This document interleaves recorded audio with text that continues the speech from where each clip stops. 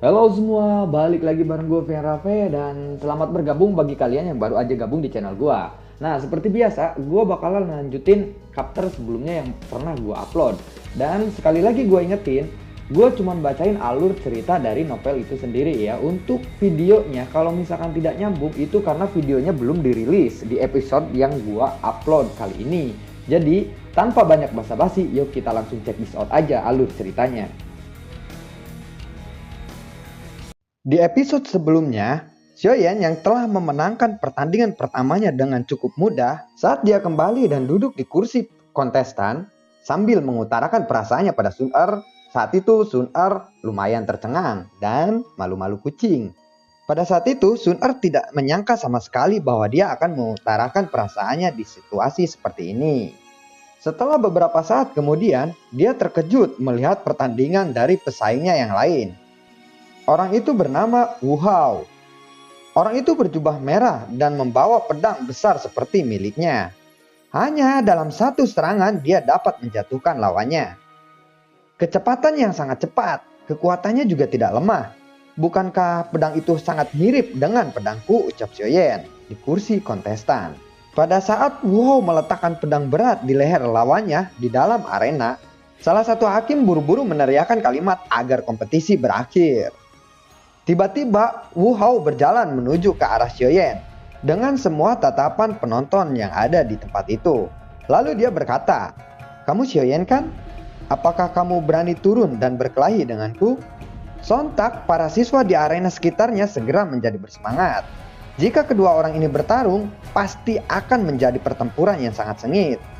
Laki-laki tua berdiri dengan wajah serius dan dia berkata, "Kalian berdua lebih baik mengikuti aturan dan tidak membuat masalah. Sekarang adalah kompetisi kualifikasi, bukan tempatnya lagi kalian berdua untuk menantang satu sama lain secara pribadi."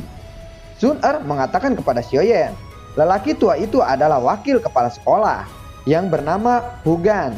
Selain kepala sekolah, dia memiliki otoritas terbesar di akademi luar. Jangan bertentangan dengannya, lebih baik kita menurutinya. Kalau tidak, kita akan meninggalkan kesan buruk terhadapnya. Xiaoyan mengangguk sedikit. Tatapannya berhenti sejenak pada tubuh Wu Hao di arena sebelum dia menurunkan pedangnya dan perlahan duduk kembali. Wu Hao, besok adalah hari terakhir kompetisi kualifikasi.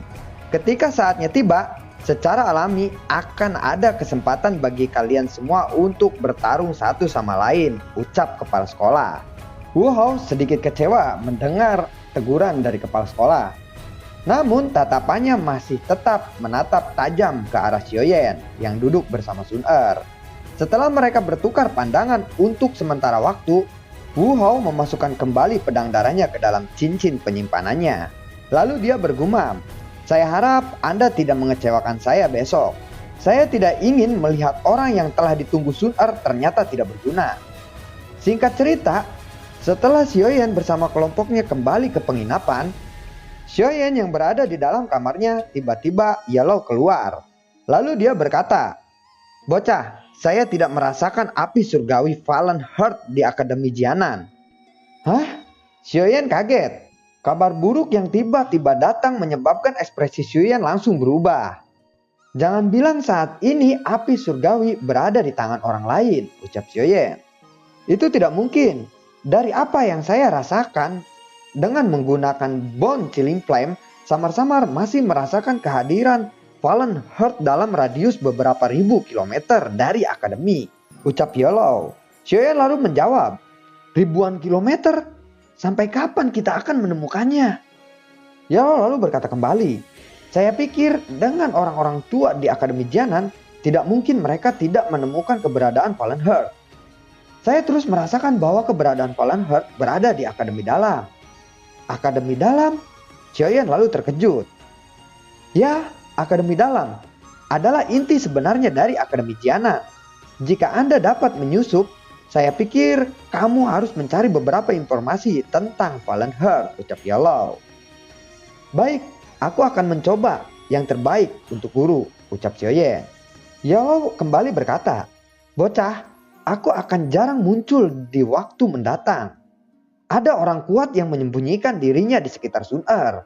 Tidak nyaman bagiku untuk muncul terlalu lama, agar dia tidak bisa merasakan keberadaanku. Begitu dia mengatakan ini, tubuhnya lalu kembali memasuki cincin hitam Xiaoyan. Setelah melihat gurunya masuk ke dalam cincinnya, Xiaoyan bergumam, "Akademi dalam ya? Apa tempat itu benar-benar memiliki Fallen Heart Flame?" Setelah malam berlalu, Xiaoyan lalu bersama kelompoknya menuju ke kompetisi kualifikasi terakhir. Setelah mereka sampai ke stadion, Bainsan yang tidak jauh dari Xiaoyan, dia berkata, "Hari ini aku akan benar-benar merusak reputasimu." Xiaoyan menatapnya lalu berkata, "Aku akan menunggu." Instruktur rolling berkata, "Wanita di samping Baisan, dia adalah iblis kecil yang saya maksud. Dia tidak akan mengampunimu karena dia sangat mengidam-idamkan atau mendamba-dambakan Sun Er."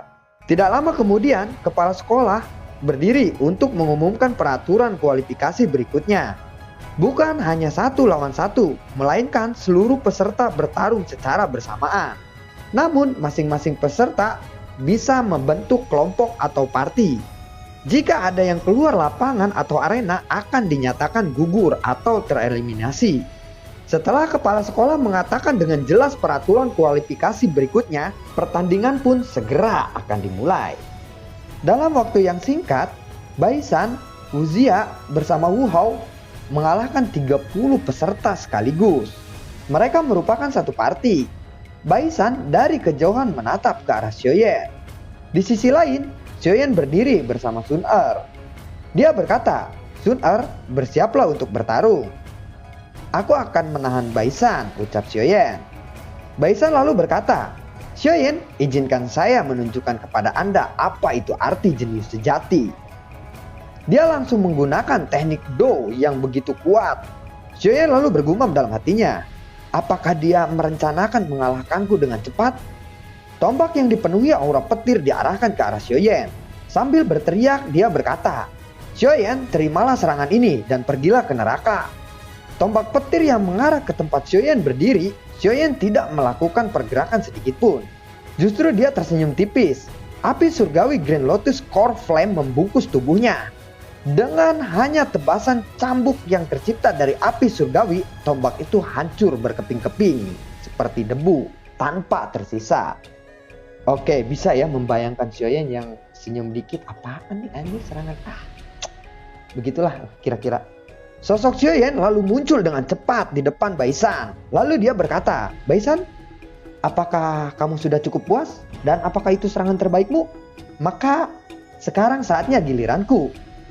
Hantaman yang dilapisi oleh api surgawi mengenai tubuh Baisan. Bahkan Baisan tidak memiliki celah atau waktu sedikit pun mengaktifkan dokinya. Armor di tubuhnya mulai retak dan hancur.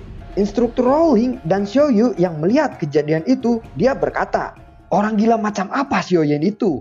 sambil menatap dan terkagum. Orang tua yang disebut Hou Tua yang duduk di kursi stadion, ia berkata, "Api di tubuh Xiaoyan itu seharusnya api surgawi kan?" "Ya, itu seharusnya benar. Suhu yang bahkan membuat kami merasa takut, ini memang api surgawi. Hanya saja, saya tidak tahu api jenis apa itu. Jika Xiaoyan menampilkan api surgawi saat ini, sudah dapat dipastikan kekuatannya akan meningkat sedikit demi sedikit. Bahkan Do Huang yang kuat pun mungkin tidak berani menerima serangan itu." Hu Gan mengangguk dan berkata, hantaman dari Xiaoyan membuat Baisan terpental ke tanah di arena. Dia memuntahkan seteguk darah segar. Dengan ekspresi pucat, dia menggertakkan giginya dan lalu berdiri dengan tubuh gemetaran. Melihat Xiaoyan dengan tatapan dari kejauhan, dia mengeluarkan pil obat berwarna hitam dari cincinnya. Lalu dia menelannya. Pada saat itu, Xiaoyan tidak terburu-buru untuk menggugurkan Baisan. Karena secara tiba-tiba Xiaoyan merasakan gelombang doki mengalir dalam tubuhnya. Dia terkejut bahwa pertarungannya kali ini secara tidak langsung meningkatkan levelnya. Namun itu juga akan menjadi masalah untuknya. Bahwa ketika seseorang meningkatkan levelnya, seseorang itu tidak dapat menerima gangguan sedikit pun. Jika tidak, orang itu akan mengalami cedera yang sangat serius. Bahkan bisa saja kehilangan nyawanya. Dan inilah yang disebut cultification.